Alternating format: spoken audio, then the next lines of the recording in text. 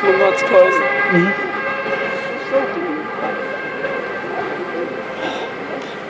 Ich habe sofort meinen Leistungsmelder nicht. Weil das kann ich dann auch für meine Seite nutzen. Ha? Das kann ich auch für meine Seite nutzen. Ich habe auf Facebook eine Seite. Wie heißt du auf Facebook? Tim Christoph. Kannst du mir das schicken? Moment. Ja, mir auch. Oder schickst Kannst du es dann auf YouTube verwenden?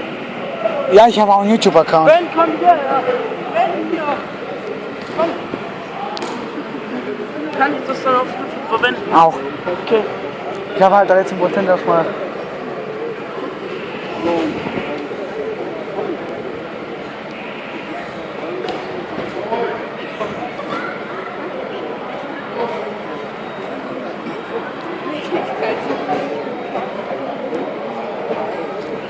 Echt, wie heißt der?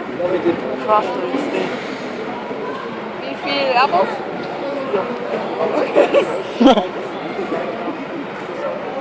Also wie mein Vater. Das geht jetzt schon.